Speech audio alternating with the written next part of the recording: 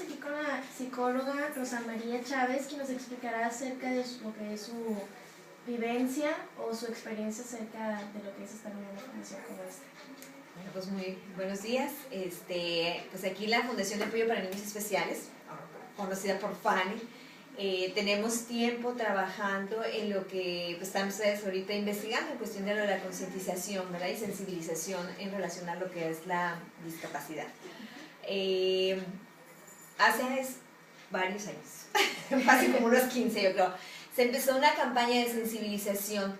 Ha costado muchísimo trabajo, todavía hay reformas, se está manejando lo que es la ley, o sea, hay cambios que se dan, pero aún así podemos encontrarnos gente estacionándose en los cajones de estacionamiento, podemos darnos cuenta que aquí en Tijuana todavía no está acondicionada o tiene la accesibilidad para las personas en silla de ruedas. Nos damos cuenta que no estamos preparados, por ejemplo, en lo que es la lengua de señas. Hay muchísimas cosas, o sea, que todavía hay que trabajar, ¿verdad? Esa es una cultura, les digo que no es nuevo, pero aún así, o sea, el esfuerzo que se ha hecho es mucho, aunque no parezca, y todavía vamos a tener que seguir trabajándolo más, ¿no? Comentábamos fuera del aire, así, en cuestión de que como uno, cuando estamos aquí en Tijuana, nos estacionamos en los cajones, a la hora de construir los edificios o de tener una empresa no contemplamos el hecho de la rampa o del estacionamiento o del elevador donde vienen las indicaciones de que es en el braille, porque si ustedes se fijan y son observadores, a la hora que suben en un elevador hay unos puntitos, y esos puntitos es el sistema braille, y ahí nos está diciendo cuál es el primer piso, el segundo y el tercero. Hay algunos que no lo tienen. Entonces, o vamos a alguna dependencia o a algún lugar y pues la lengua de señas pues tampoco la estamos manejando, ¿no? Entonces, hay muchísimo que hacer, hay discriminación todavía en cuestión de la discapacidad, es insuficiente lo que es todavía el apoyo educativo para las personas con discapacidad, la parte laboral. No quiere decir que no se esté haciendo. Sí, Tijuana tiene ya, justamente, pues estamos sacando cuentas, creo que unos 8 o 10 años, que una empresa arregló y condicionó toda su planta para poder contratar a personas con discapacidad. Y no nomás en silla de ruedas, fueron sordos, en silla de ruedas, discapacidad intelectual, y era un grupo pues más o menos de unas 25 o 30 personas, ¿no? Entonces pues fue algo así novedoso, porque cuesta mucho trabajo colocar a la persona con discapacidad.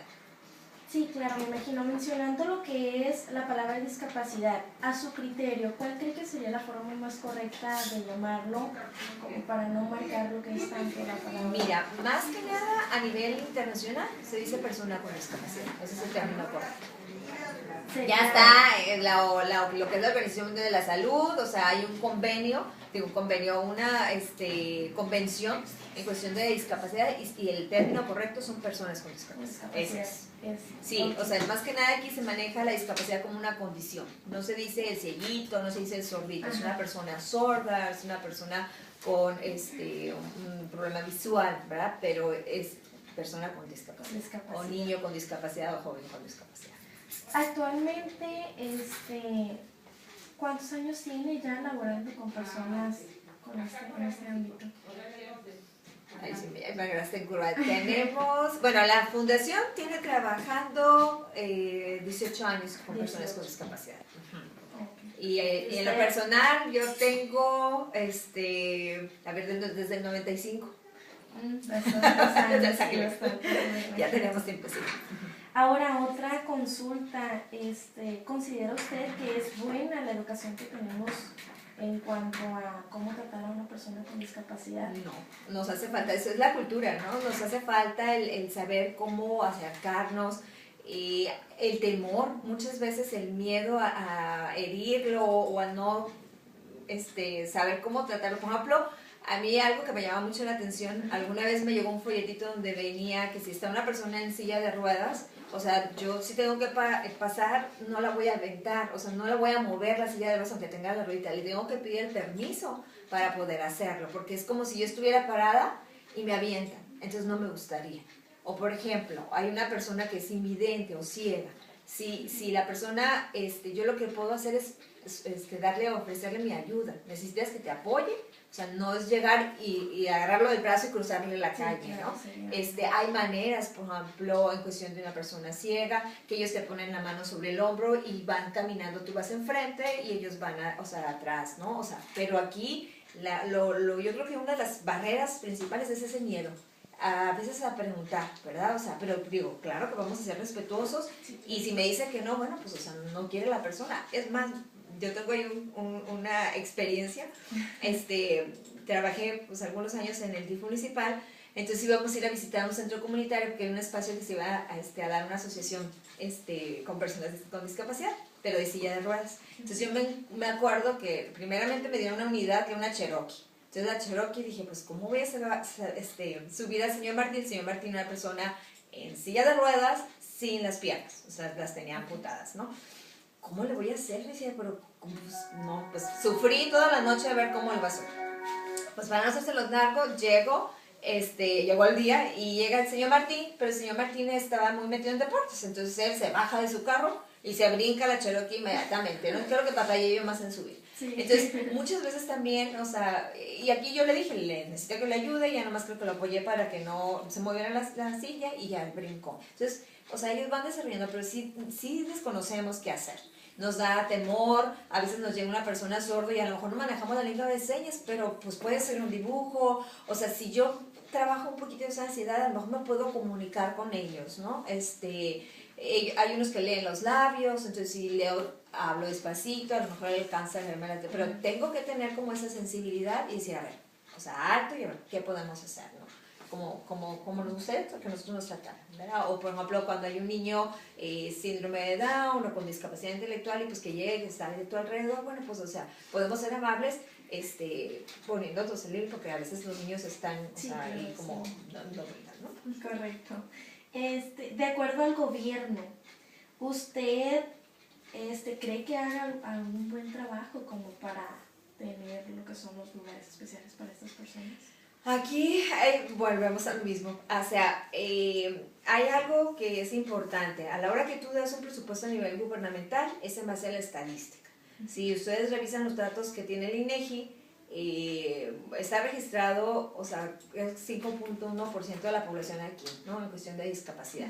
Se supone que sería el 10%, pero entonces el presupuesto se baja en proporción a la cantidad de población que existe en ese rango. Entonces, pues si no lo estamos teniendo correcto, pues tampoco está llegando, o sea, la situación. Ahora, el tema de discapacidad, o sea, es algo pues bastante, o sea, abarca muchas áreas y no nomás es la persona con discapacidad, es la familia, en la escuela, o sea, muchas, entonces a veces por eso la importancia, por ejemplo, de los organismos de la sociedad civil. ¿Por qué? Porque el gobierno solito no puede. Necesitamos o se necesita en este caso el apoyo de estos organismos como aquí como FANE para poder dar la atención a los niños o la capacitación a los papás, o sea, las pláticas de sensibilización. Entonces, sí, si tú me preguntas, ¿es insuficiente? Sí, es insuficiente. Hay muchas cosas que hay que hacer, o sea, a nivel educativo, los programas, o sea, pues aquí en Tijuana existen 5 centros con doble turno. Entonces estamos hablando que son 10 los camps. Y si ustedes van y revisan, hay listas de espera porque es insuficiente a lo mejor la atención. Los USAERs, que son unidades en cuestión de regularización para los niños que tienen algún tipo de discapacidad, o sea, pues es un equipo de 5 y están divididos en todas las escuelas aquí de Tijuana y pues si les toca bien es una vez por semana o una vez cada 15 días en la escuela. Entonces pues una atención así al niño pues es muy poquito, ¿verdad? Entonces sí hace falta. ¿Cuáles son los mayores limitantes que se le presentan en ocasiones a estas personas que usted?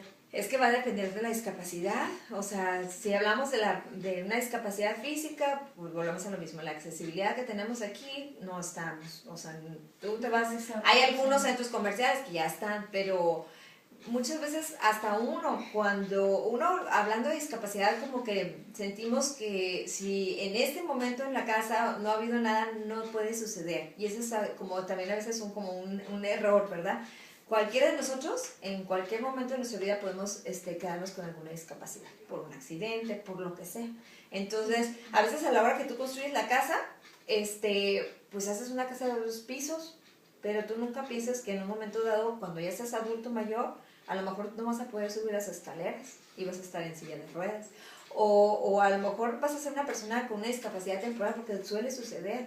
Entonces, por ejemplo, yo me acuerdo de un caso de las, pues ahora sí que las casitas que se construyen por el Infonavit, pues están unas escaleritas que están muy estrechas. Entonces, por ejemplo, esta persona tuvo un accidente en moto y se tenía que quedar a dormir en la sala, porque no podía subir a su recámara. Lo bueno es que sí había medio baño abajo, ¿verdad? Pero de todas maneras, o sea, había medio baño, entonces no se podía bañar. Entonces, es una serie de cosas que a veces no lo pensamos, ¿no?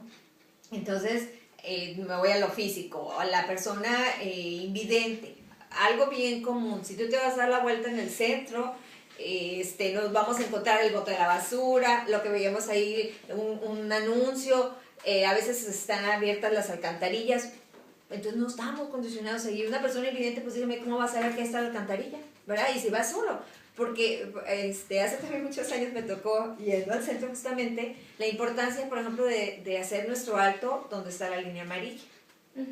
Porque hay personas invidentes que son muy independientes y que ellos andan solo en la ciudad, por ejemplo. Entonces yo me acuerdo que llegamos, éramos 2 carros, nos tocó el alto, el que estaba enfrente, hasta eso que, oye, yo hice el alto bien, pero el del otro quedó a la mitad. Entonces en eso pasa una persona y choca con él, entonces no me había dado cuenta que traía un bastón. Entonces cuando me asomo para ver qué es lo que pasaba, él traía un bastón. Él iba a la mitad, o sea, él pasó justamente entre la línea amarilla y la otra que está, ¿no? Entonces él iba justamente en la mitad. Ya después me explicaron que cuentan los pasos de la esquina por ahí para saber exactamente por dónde pasar, pero el otro carro se había quedado mal.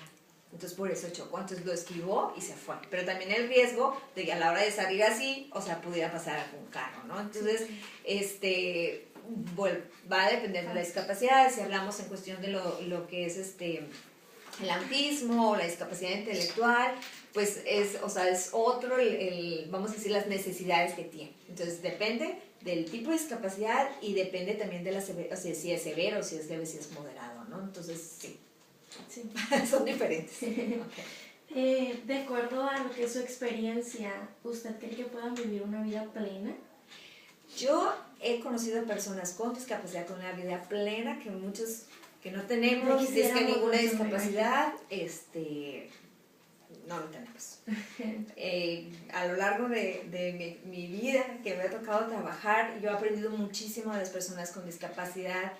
Algo que yo les reconozco, por ejemplo, en este caso a las mamás especiales, y lo digo cada vez que puedo, o sea, que ellas un no por respuesta no lo tienen, no lo registran.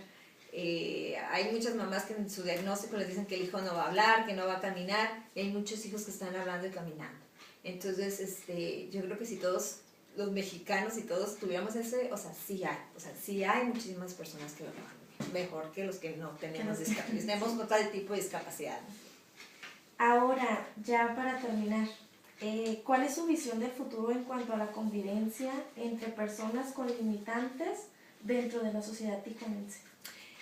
Bueno, te digo, ya tenemos el tiempo, podemos hablar que ha habido una apertura, podemos ver que hay un poquito más, falta muchísimo, sí falta, pero sí hay en algunas áreas como más tomada en cuenta, ¿no? Y tan sencillo como a veces que hay un informe o lo que sea, pues ya, por lo menos el intérprete de señas está. Entonces, sí hay un poquito más de integración, pero todavía sigue faltando mucho, ¿no? Entonces, o sea, es algo que se va a tener que seguir trabajando. Estábamos hablando y en un documento que les voy a dar en cuestión de lo de la Convención de los Derechos, o sea, México fue de los que propuso, entonces pues lo tenemos que hacer.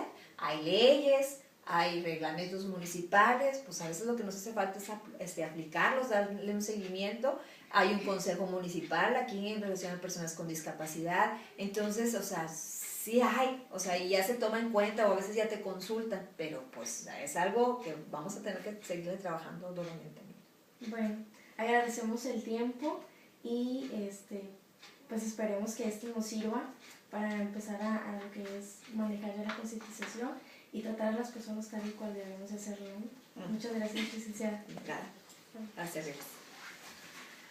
Jefa, bueno.